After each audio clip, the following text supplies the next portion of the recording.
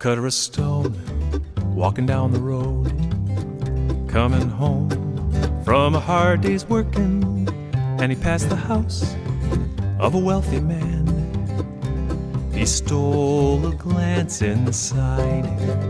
Look at those mighty fine possessions, fancy rugs, bamboo window treatments. I'm but a lowly cutter of stone. I wish those things were mine. A puff of smoke, his wish was granted.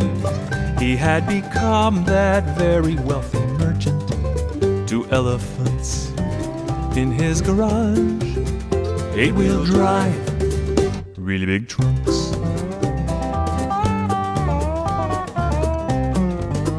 Now it's milk, now it's honey. No cutting stone, just naps and counting money. Till he heard a noise, and he looked outside. A mighty king by his house did ride. I wish I was that mighty king. It's not enough just having all these fancy things. Another puff, and there he sat atop that horse, crown for a hat. Now I've got power, ooh, I've got bliss, and people bow.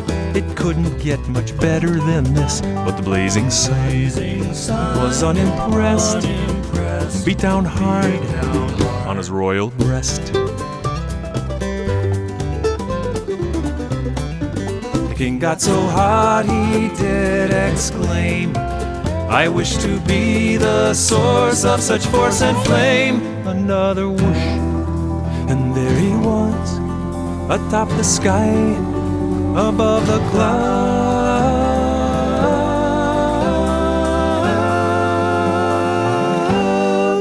But of course these clouds did block his rays.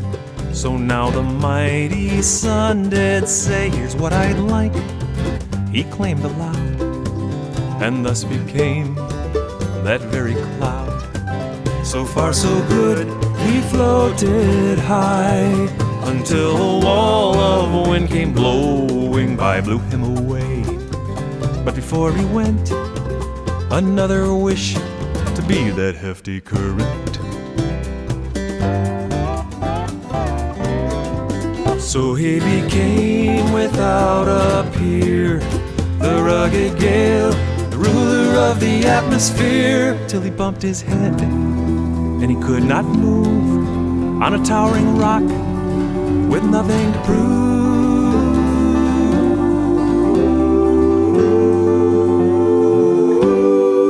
I can't believe this boulder strength, to be that strong I'd go to any length. As was his wish, he became that rock, the mightiest force on all the earth.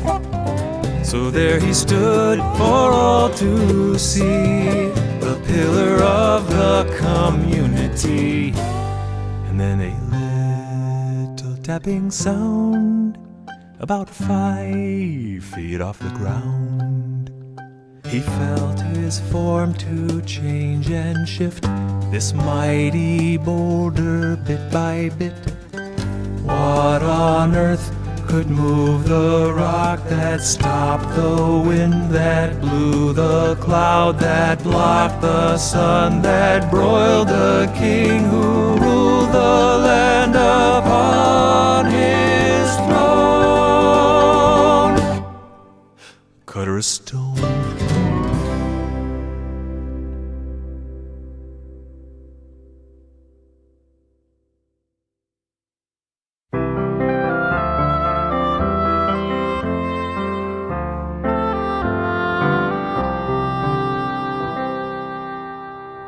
Planned a trip to Italy. I got so darned excited. We bought a bunch of guidebooks and we learned a phrase or two. We packed our bags and off we went, directly for the airport, as prepared as we could be for something altogether new. Mapped out all the prime locations, Rome, Milan, and Florence. Connected with our agent about 9 months in advance. We knew this trip would change our lives. We went to classes, husbands, wives. Didn't want to leave one thing to chance. But when we landed, we were in Holland. Italy is what we'd had in mind. This is not what we'd come all this way to find. We couldn't change it. Got our baggage. We began a trip we never in a million years could have imagined.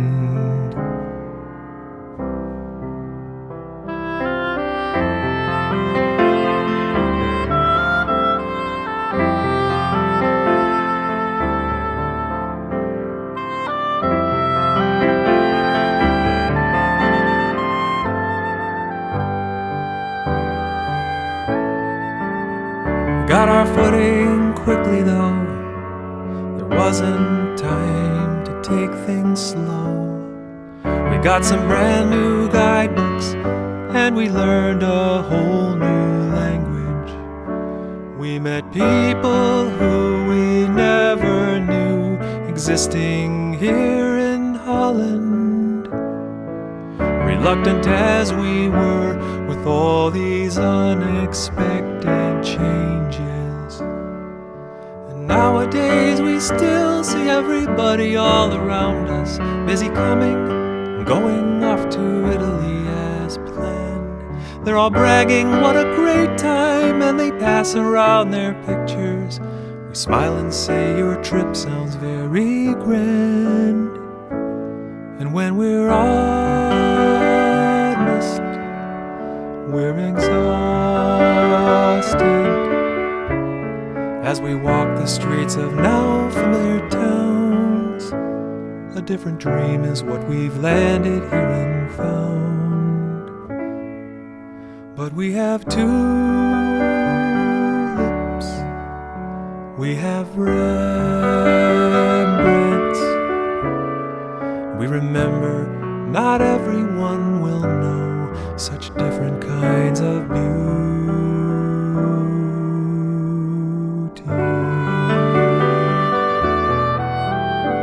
Such beauty, such beauty.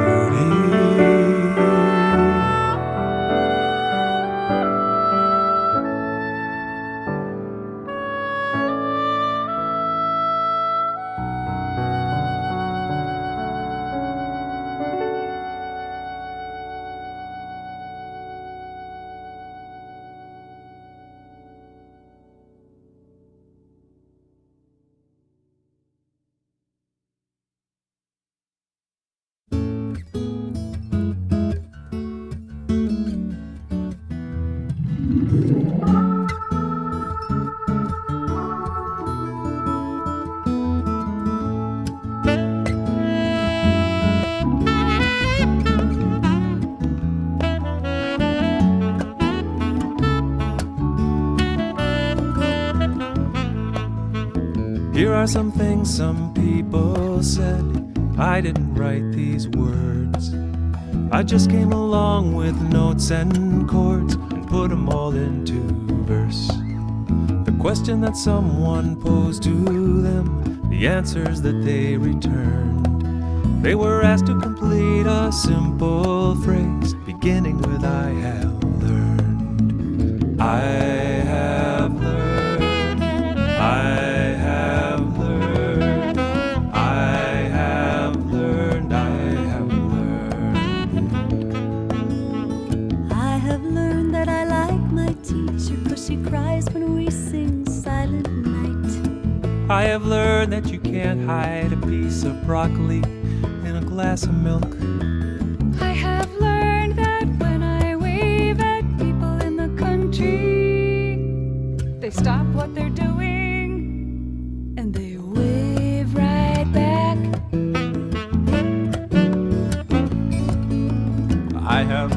that just when I get my room the way I like it, Mom makes me clean it up. And I have learned, though it's hard to admit, I'm secretly glad my parents are strict with me. I have learned I don't learn much from TV. I have learned, I have learned, I have learned, I have learned. I have learned that one of life's greatest pleasures is brushing my child's hair. I have learned that wherever I go, the world's worst drivers have followed me there. I have learned that there are people who love you dearly. They just can't show it. That's not their tune. I have learned that if you're not living on the edge, you're probably taking up too much room. I have learned that motel mattresses are better on the side away from the telephone. I have learned not to cast the first stone. I have learned, I have learned, I have learned, I have learned. I have learned that a vegetable garden is better than a cabinet full of pills. I have learned that children and grandparents become natural allies and always will. I have learned you shouldn't go through life with the catcher's mitt on both hands. You need to be able to throw something back. I have learned that I now love one of the things I hated most as a kid, taking a nap. I have learned that no matter what your relationship with your parents, you miss them when they are gone. I have learned the power of a song. I have learned, I have learned, I have learned, I have learned. I have learned another word for passing judgment is to predispose. I have learned if my life's not flowing, I may be standing on my own hose. I have learned it's good to keep an open mind, as long as you don't let your brain fall out. Keep it in. I have learned that, like that sign in Las Vegas says, you must be present to win. I have learned that even when I have pains, don't have to be one. And I have learned life's too short not to have some fun. I have learned, I have learned, I have learned, I have learned. I have learned, I have learned, I have learned, I have learned. I have learned, but I still have a lot to learn.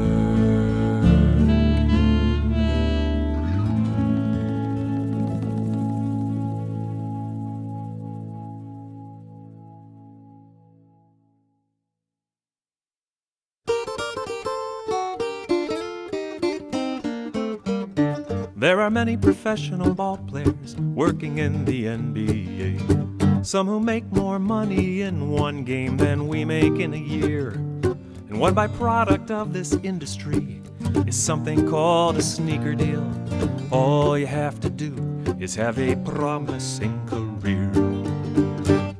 Then the companies come courting. They see dollar signs in every pair of inexpensive, highly marked up shoes that they'll be hawking.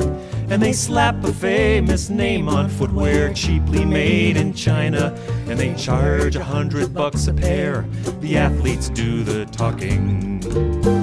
Unfortunately, the targets of these ad campaigns are not the rich and wealthy well-to-dos with lots of cash and extra savings. They're the kids of working folks, single parents, some on welfare, who now have the added pressure of these shoes their kids are craving.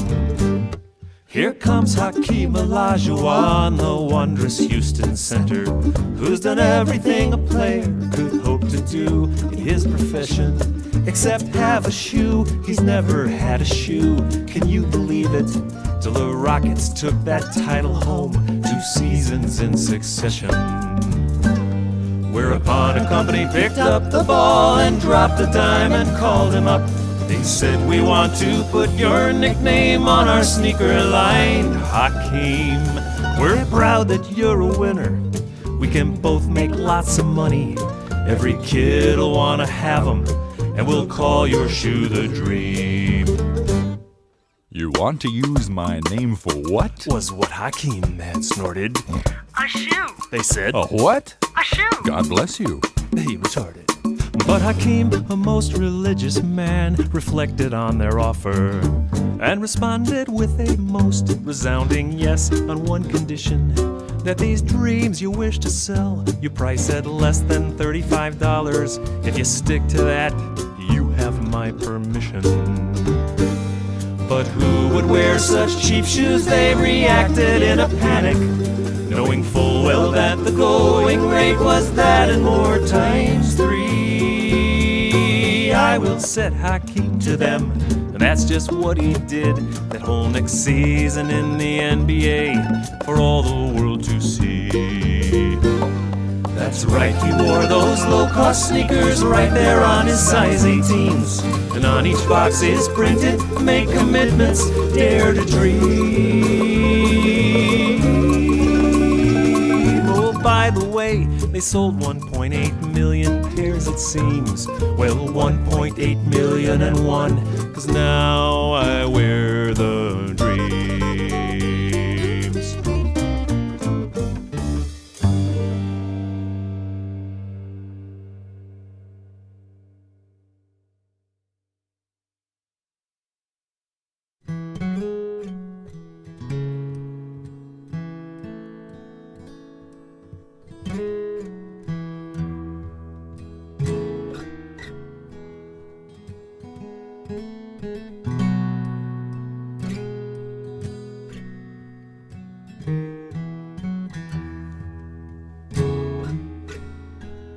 We were playing one day, the middle child and me, a little girl of 5 years.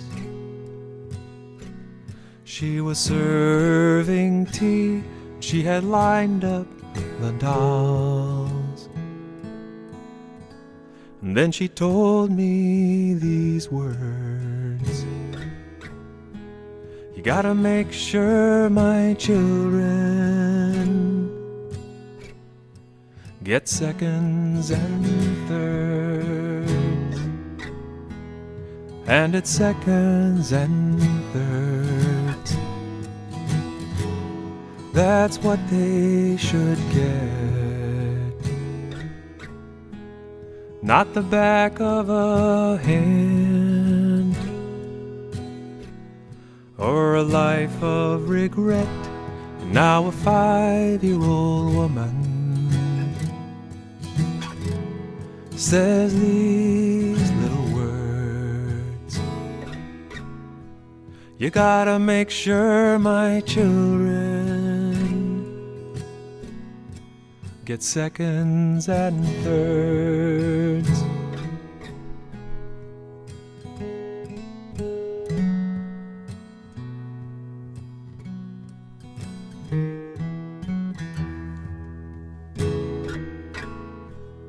Another day, the same room. The oldest child of 3. A little boy of 6 years,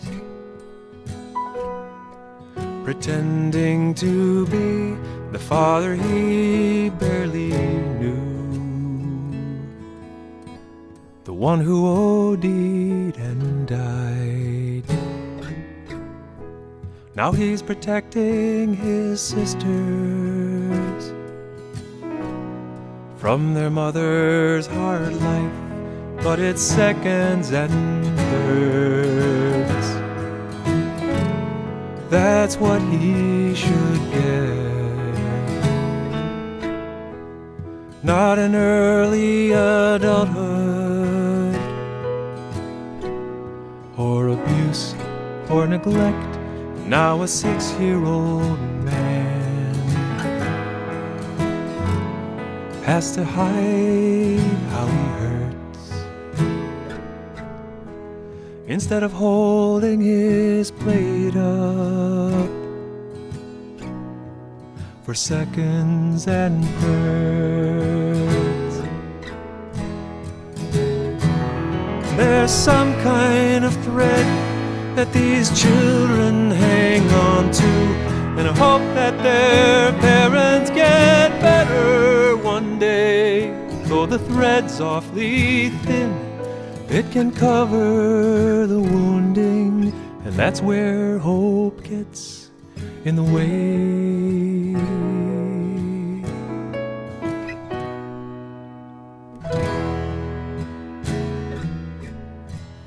So the last one arrives, the youngest of all,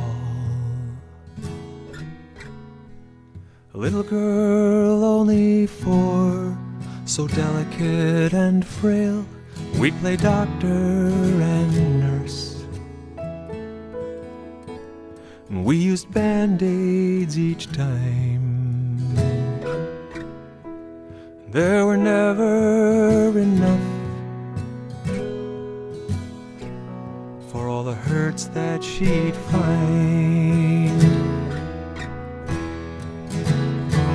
She'd walk out of my office, from her head to her toes, all covered with band-aids, and God only knows how she'll get to her healing through all of that pain.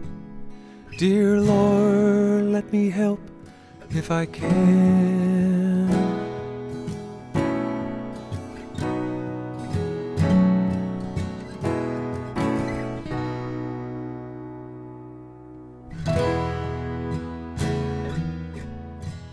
Now these 3 little souls have new parents today, adopted by grace, and a couple who said they'd be there to provide, to protect and to love, in a home where there'd be no drinking or drugs, only seconds and thirds. That's what they would get, not a sentence to life, where their needs were not met. And I hope that they'll soar like the clouds and the birds, while they're feasting and flying on seconds and thirds, while they're feasting and flying on seconds and thirds.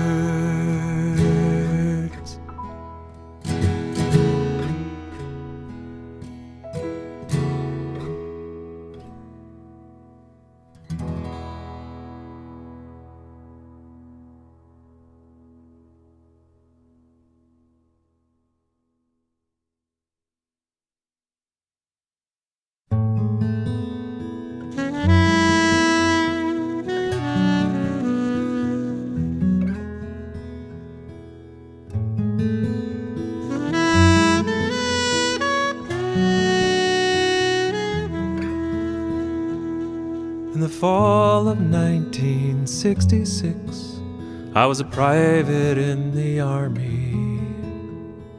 19 years of age, and on a plane to Oklahoma. I was kind of shy back then. My face was buried in a book. But still that day I noticed something in the corner of my eye. A passenger was walking down the aisle of the airplane. He had some kind of instrument, and so did several more. Imagine my surprise when I recognized the leader, none other than the legend Louis Armstrong. Once the plane was cruising, Mr. Armstrong stood and walked around, just chatting with the passengers, as easy as you please. He caught sight of my uniform, stopped and asked me for my name, and asked where I was going that fine day. This was by far the closest I had ever been to any star. Though spellbound, still I mumbled something, nervous as could be. I'm Private Redmond going for some training, Mr. Armstrong. He smiled at me and said that he was going to New Orleans.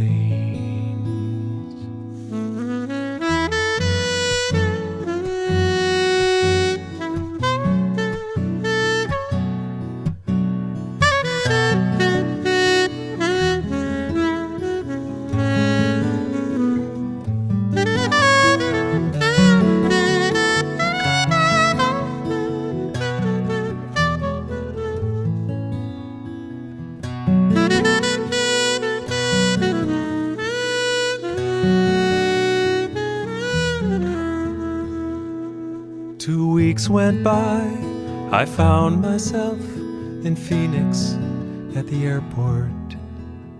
My orders had been changed, and I was flying once again.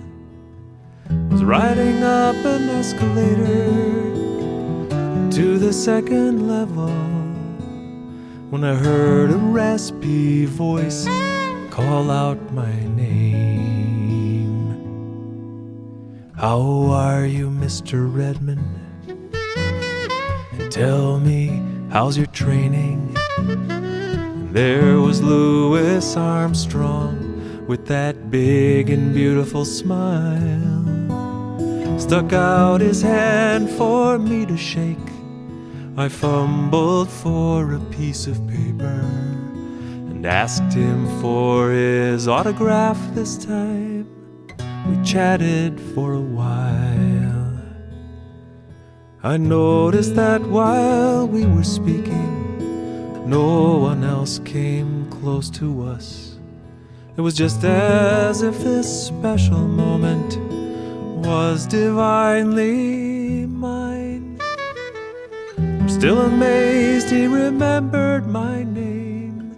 I've always tried to do the same since meeting Louis Armstrong those 2 times.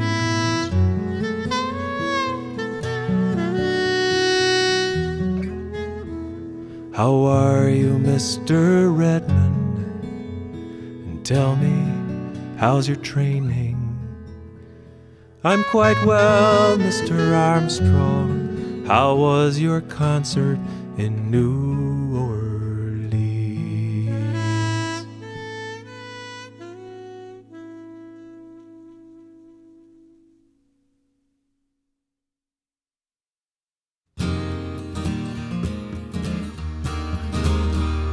I run a local grocery store a friendly place to shop.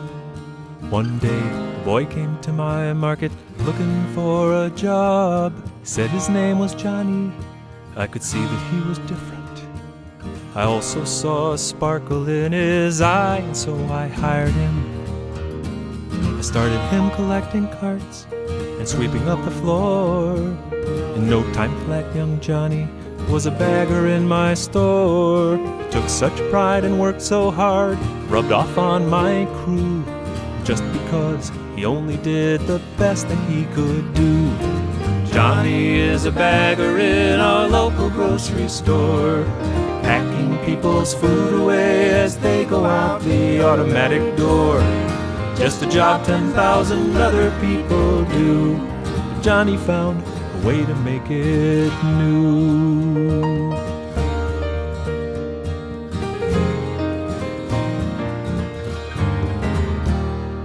Johnny came to work one Monday, grinning ear to ear. Told me that his dad was teaching him to use the home computer, typing this and printing that, whatever he had done. The look on Johnny's face that day was brighter than the Indiana summer sun. A couple weeks went by and I began to notice something. It started in the parking lot. After people had done their shopping, they were digging through their groceries, coming out with smiles.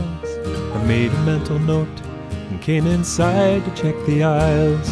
The store was pretty busy, must be 5 o'clock I guessed.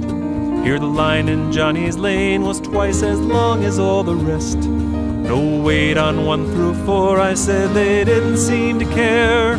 We wanna be in Johnny's line, they said, and stayed right there. And that's when I discovered Johnny's magic secret brainstorm. A little note he put in every shopper's bag before they went home. Every note had what he called his thought for that same day. Johnny signed the back of each good thought he gave away. Johnny is a bagger in our local grocery store, packing people's food away as they go out the automatic door. Just a job 10,000 other people do, but Johnny found a way to make it new.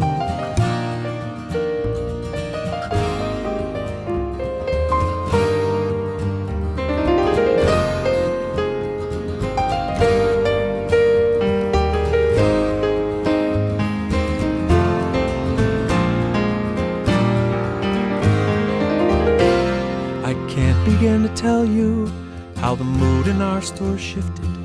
Whoever heard of coming home from shopping so uplifted? We see new people every day we've never seen before. Some folks say they come in now each time they pass our store. Johnny's got the longest lines of any place in town.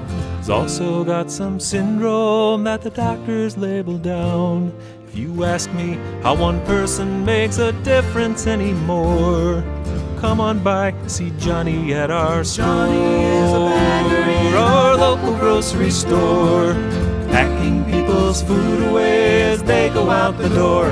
Johnny's making things a little better than they were before. The most important person in our store, Johnny gives a little something more. One day a boy came to my market looking for a job.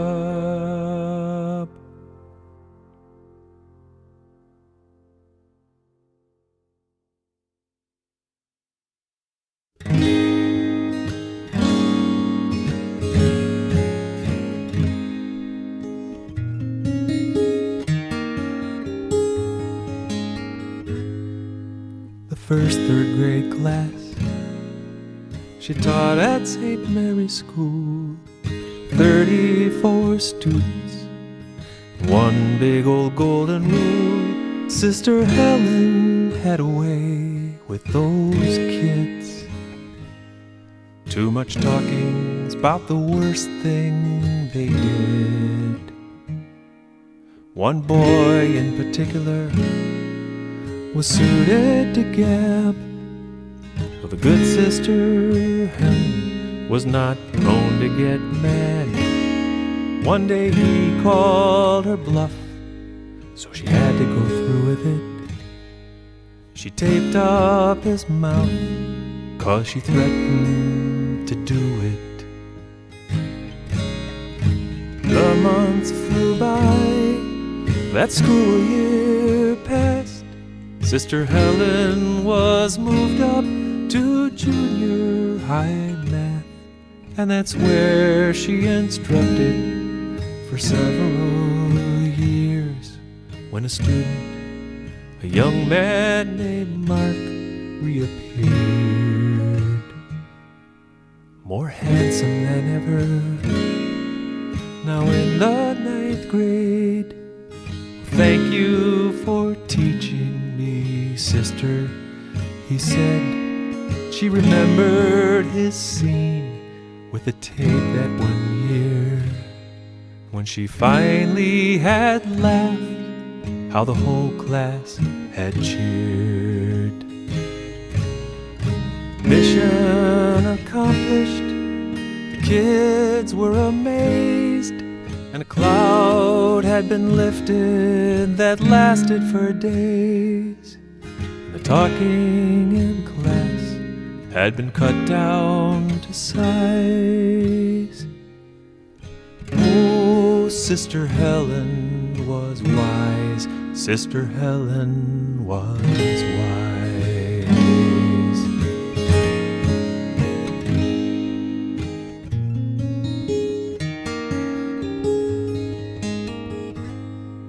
One particular Friday, in 2 p.m. class, all the students were struggling with all the new math. So she told them to close up their books and their brains, take out 2 sheets of paper and list all their names. Then she asked them to write down at least one thing they could that they liked about everyone else in the room. She collected these papers as all were dismissed, and on Monday each student got his or her list. Mission accomplished, the kids were amazed, and a cloud had been lifted that lasted for days. And the new math was easier to tally and twist. In the 9th grade, where Sister Helen had made up those lists.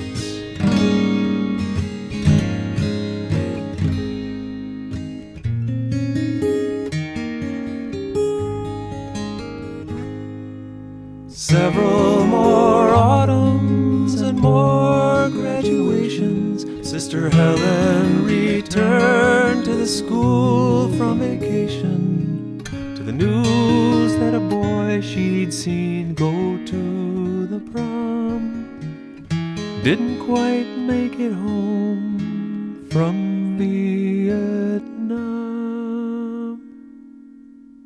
The funeral was Monday.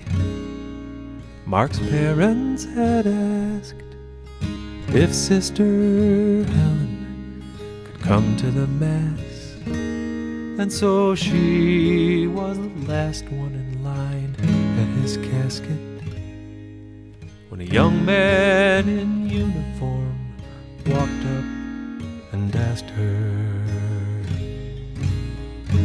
"You were Mark's math teacher, weren't you?" He stared. He talked about you quite a lot over there.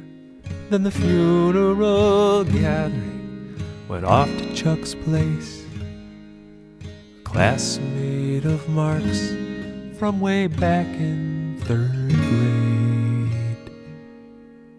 Mark's father approached her. we've something to show you. Then he pulled out Mark's wallet. We feel like we owe you so much.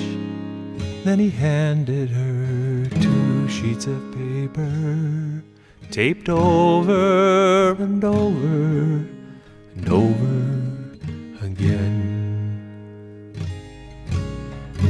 There in her hand, she was holding Mark's list, while Mark's mother said, "Thank you so much for this." And then one by one, Mark's 9th grade classmates came round to tell Sister Helen they still had their own. Vicky took hers from her handbag right there. "Mine's in the front of my diary," said Marilyn. Charlie kept his on his office desk. "Mine's in our wedding album," Chuck said.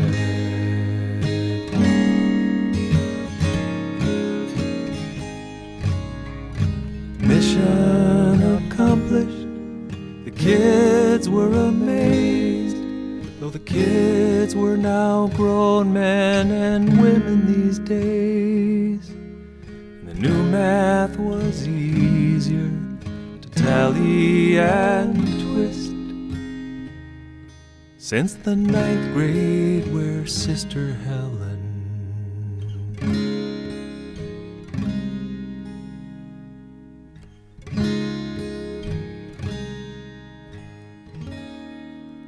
had made up those lists.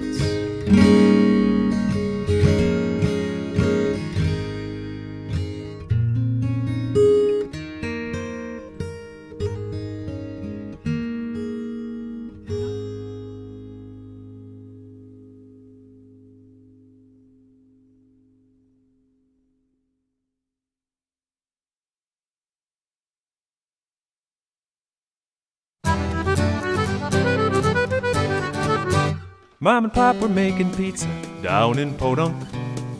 They've been making pies for many years. That's how they put their kids through school, and college students like to come, 'cause that's the food they like to eat. Mom and Pop would welcome all their pepperoni pals. Now Podunk was a smallish town, but even so the pizza section in the local phone book was 3 full pages long, and in it Mom and Pop were listed between Mario's and Salvatore's, with customers enough for every pizza joint in town. But the little towns with simple charms eventually get bigger, as hordes of urban fugitives come staking out their share. And the world's largest pizza chain found Podunk quite desirable and opened up their fast food pizza there. They took a full-page color ad right in the yellow pages. No one had ever done that before. Podunk was all buzzing to the point where curiosity had overcome their loyalties, and the pizza-eating public flocked through corporate pizza's doors. Fall down all in a row, tip the first and watch them go. One by one they all fall down, till 2 for 1 in Podunk town. But Mom and Pop would not be squeezed. Their immigrant mentalities had taught them how to weather storms and stay alive when times were tough. The corporate pizza took a jumbo bite out of their business. They just put a little sign up in the window of their store. And soon the folks were flocking back, crumpled papers in their hand. They torn them out of every single phone book there in town. Full-page ads from corporate pizza ripped right out of bindings. You couldn't find that ad in any phone book for miles around, 'cause Mom and Pop were offering a deal on their pizzas. It was 2 for 1 with every special coupon that you brought in. And that coupon, well, you probably guessed, was someone's full-page phone book ad. You couldn't trade it in unless you tore the whole thing out. Fall down all in a row, tip the first and watch them go. One by one they all fall down, till 2 for one in Podunk Town. Mom and Pop, they came around, they would not take this sitting down. Stood right up and held their ground. With 2 for 1 in Podunk Town. 2 for 1 in Podunk Town.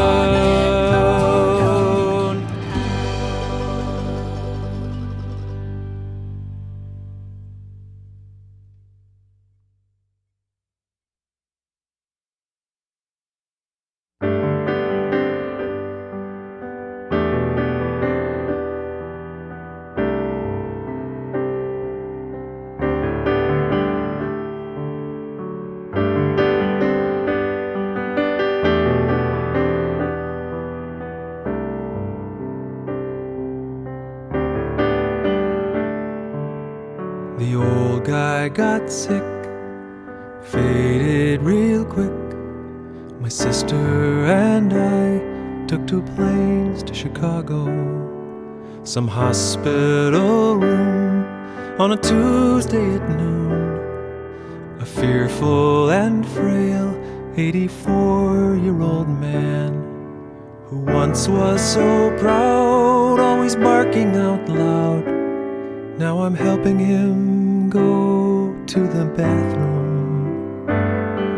His place in the world, once secured by a snarl, now reduced to reluctant dependence.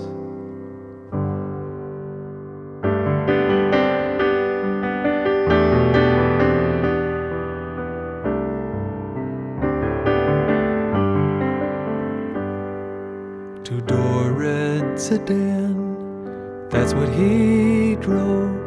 I'm out on Lakeshore and I rolled down his window. I was always amazed how an angry old man could make another grown man feel 7 years old. Are you making a living? He'd snap out at me. You're not getting much younger, that's all he would say. But it was fear that was talking, and that's where he hid. And the Wizard of Oz passed it on to his kids. It was different for him, he did not have the tools. And here is 2 children with the luxury to choose. We've chosen families and he moved away. On the day I got married, that's where he stayed.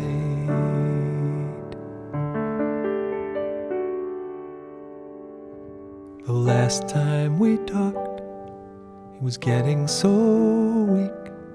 I was holding his hand, it was all he could do just to speak. Brought my mouth to his ear and sang him 2 songs in a whisper. Then I kissed him goodbye and we left him alone. About 4 in the morning, we all heard the phone. He died how he lived, by himself in his sleep. There was loss, there was pain, and reprieve and relief. My very worst critic had drawn his last breath. Now what would I learn from my own father's death? I won't miss the judgment, the guilt or neglect,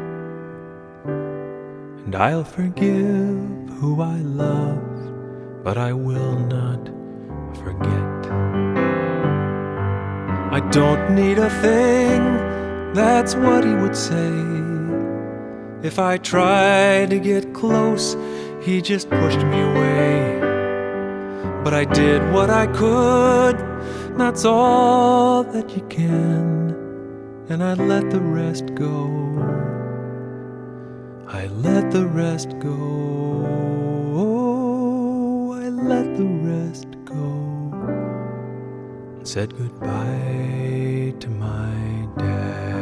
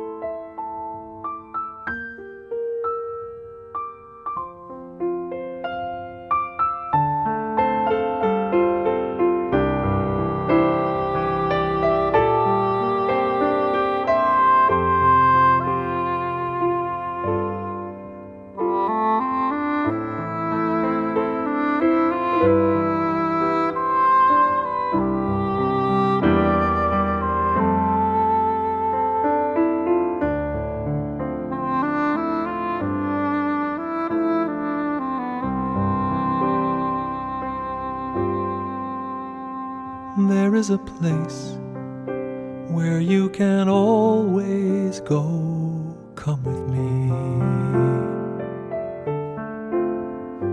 And it's all right to let your feelings show. Come with me. What a pleasant journey. Isn't very far. We can go together. Stay right where you are. Now it's time to start. It's right here in your heart. There is a place where you can be yourself. Come with me. There is a place where you can free yourself. Come with me. And you know it's waiting, not so far away. Need no reservations, we could go today. Now it's time to start. It's right here in your heart. And the light shines through each window, and the door is open wide, and each question has an answer if you'll only look inside.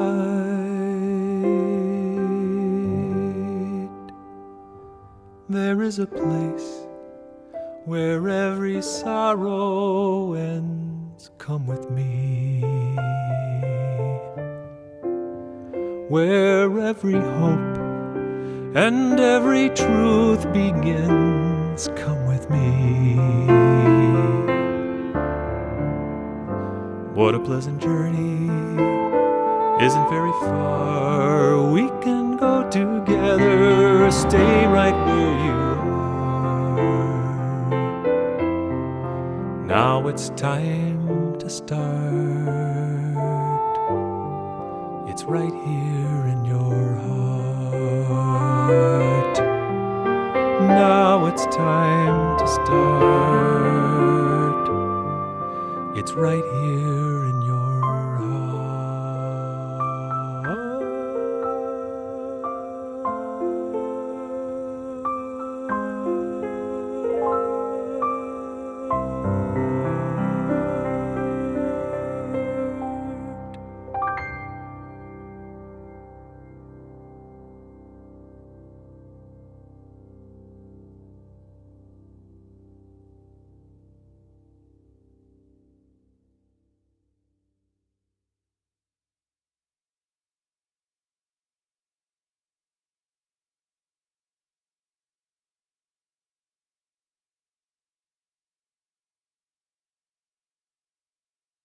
Once upon a time, there were 3 businesses all lined up in a row. You know the kind of place, one store after another? And times were tough and everybody wondered if they had enough. So competition heightened, each one trying to top the other. Now the first store owner had a thought and put it into writing. It was Friday and a sign went up. It shouted, "Year-end clearance." The second owner shrugged it off. She had studied meditation.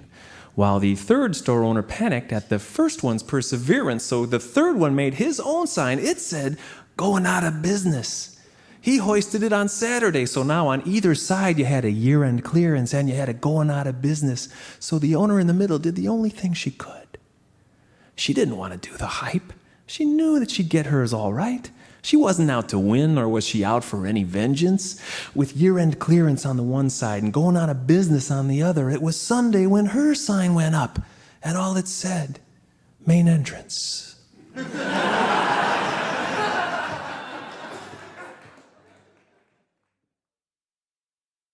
I know that some of you were dragged here against your will tonight. You have someone in your life who is a loving partner, a good friend, a co-worker, a parole officer.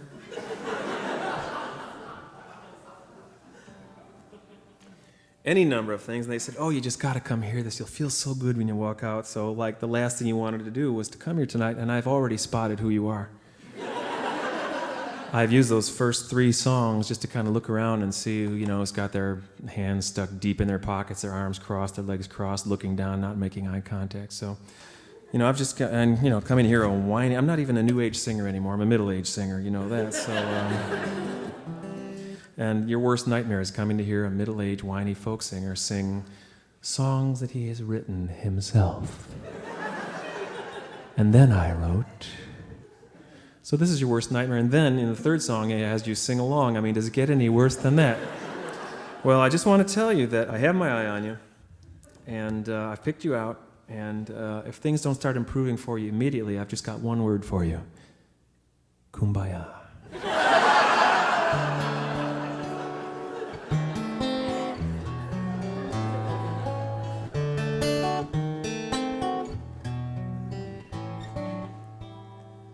These days one has to stay on top of science and technology. Not easy for a Renaissance romantic such as I, who shies away from medicine. In fact, I am most reticent concerning drugs and docs, but I know why. My father was the same, a man of very simple living. He had only kept 2 products in his bathroom medicine place. On one shelf, super poly grip for fastening his dentures. On the other shelf was Preparation H. One morning after late night poker, stumbling round his powder room, he needed both. God knows what he was thinking. For what was on one shelf was what he had thought was on the other. And for weeks his lower cheeks were gripped while all his teeth were shrinking.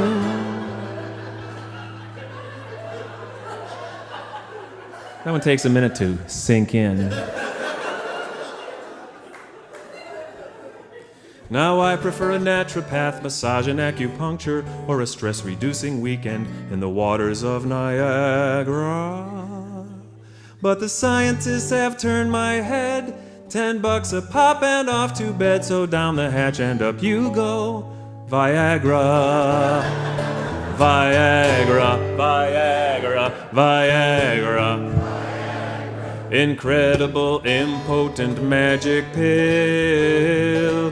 Viagra, Viagra. For what would not before now surely will. As good as life can ever get, a grown-up guy's erector set. Demand so high the docs can barely fill.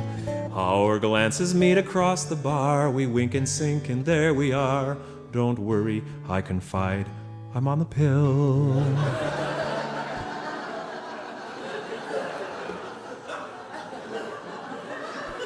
Things were going really great. I started staying up so late that like my father, mornings found me stumbling in the loo.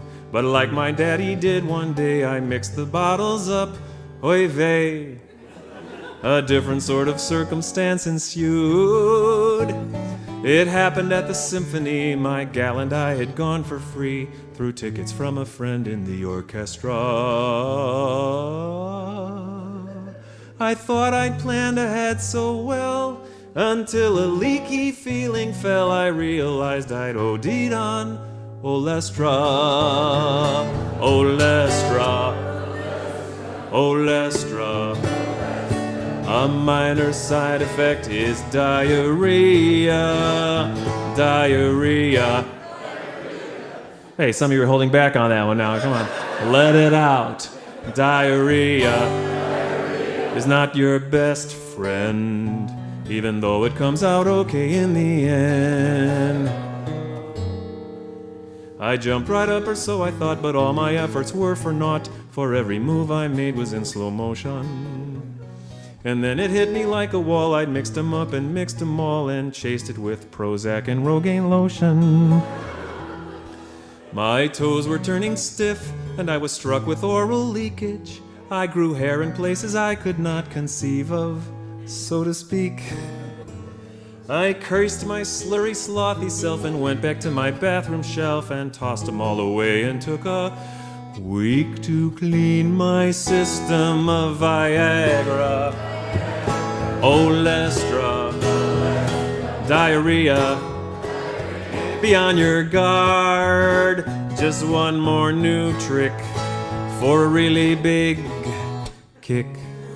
There are some things you should sometimes disregard. And I never knew that life could be this hard.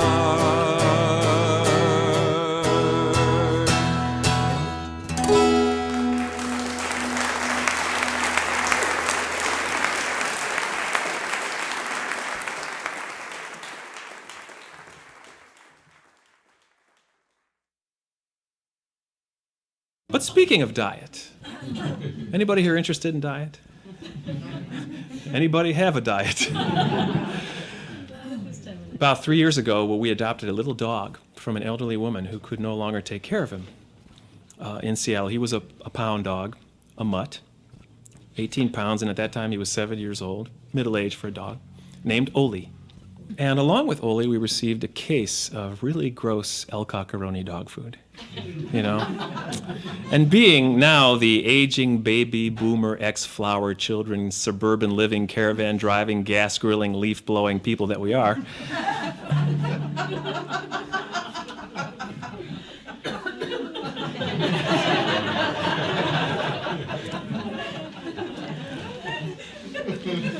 we wanted our little pooch to eat better. We didn't want to open those cans and give him that gross stuff with names of ingredients no one can pronounce. So we went to the pet food store and we found a bag of something that said vegetable nuggets, low fat for mature animals of low activity level. So the first time that Oli found this stuff in his dish instead of the wet, moist, he kind of looked at us like, "You have got to be kidding me." And to this day, it's the last thing he will eat at the end of the night, and Oli hasn't got anything better from anybody else who's come through the house or from the table. So what follows is the terrible but true tale of what happened one day 2 years ago to Oli.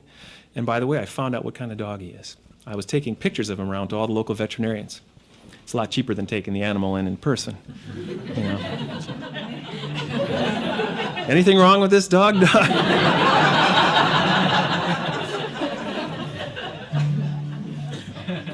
And a veterinarian outside Albany, New York, now a friend named Pete Farrell said, "Oh, Dave, I know what kind of dog you got here. You got a Canardly." And I bit. And I said, "What's a Canardly?" And he says, "Can hardly tell what kind of dog you got here, Dave." It's a cruel joke veterinarians play on people like us. The terrible but true tale of Oli, the Canardly. We have a little dog whose name is Oli. He doesn't like to spend much time alone.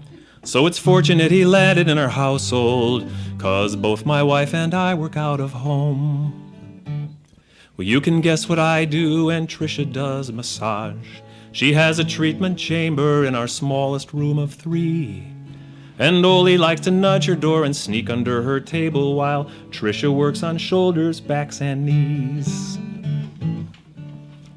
One day we'd run all out of Oli's dog food. For some reason we could not get to the store. So we had to dig around and found some ancient mongrel chow cans, that gross stuff we'd buried way back in the cupboard. This change in Oli's diet was not welcomed by his system. An 8-year-old Canardly, still he ate all that was there. Let's just say the phrase intestinal disturbance comes to mind when we detected something different in the air. That very day, a brand new massage client was coming to our house for the first time. He'd never had a rub before and won it in a raffle, so with eager expectation rang our chime.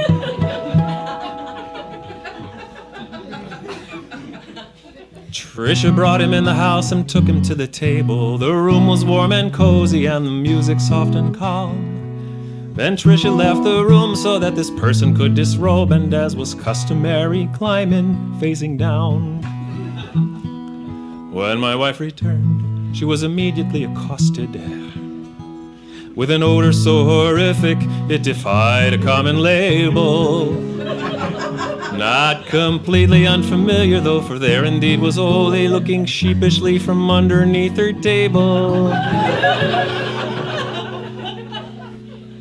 I'm so embarrassed, Trisha blurted, and removed that foul offender, while explaining about the canine food's malodorous effect.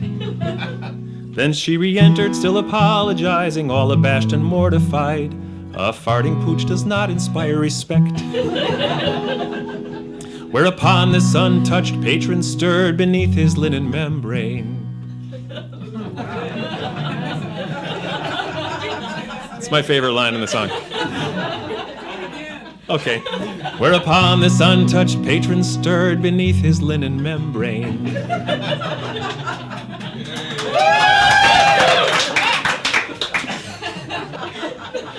He propped up on his elbows and pronounced this epilogue. With chagrin upon his face, he said, I don't know how to tell you, but it didn't come from you or from your dog.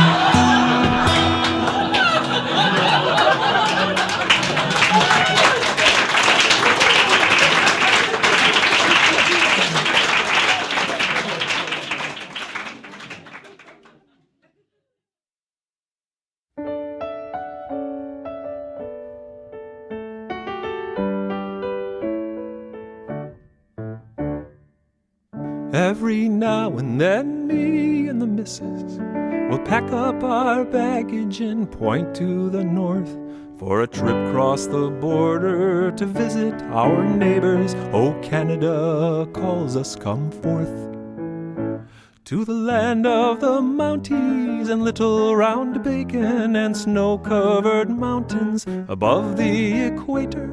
There's always one thing we remember to bring, our Canadian calculator. It's for changing the numbers from standard to metric, the ground on which all knowledge teeters. That's the price that you pay when you want to go play in the land of the liters and meters. At first, I was somewhat confused, I admit, when I plotted to purchase some beer. A 6-pack is what I'd intended to buy. That's a 6.33 pack up here.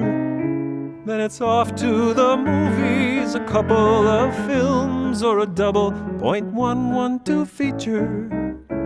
And one of the starlets was stunning, a most perfect 10.5625 creature, who said changing the numbers from standard to metric would be something we should be using.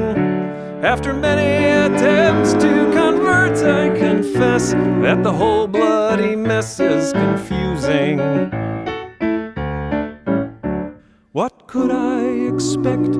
An American citizen steeped in impeachment proceedings, with my tax dollars feeding political egos, presidents lost in their leading. There was Andrew and Nixon and now Mr. Clinton, whose actions were sneaky and silly. But that's what we get when we place all our bets on our Johnsons, our Dicks, and our Willies. Our Johnsons, our Dicks, and our Willies. My head began spinning. I found some support at a 12.67 step meeting. And the 7.39, 11.61 convenience store helped me with eating. But I knew that my days in your country were numbered. I just couldn't tell what the numbers would be, and that's why we'll return to the land of few decimals, ounces and inches, and 2 timing 3s a crowd, 4 on the floor, 5 card stud, Motel 6s and 7-Elevens behind the old 8 ball, and dressed to the nines to become perfect tens.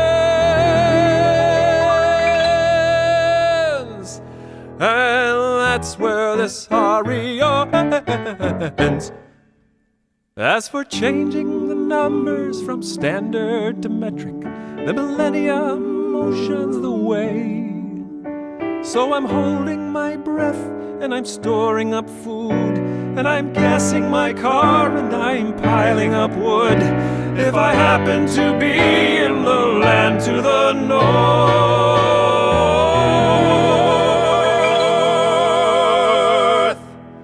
I'll only have one thing to say. Here comes Y2.112K.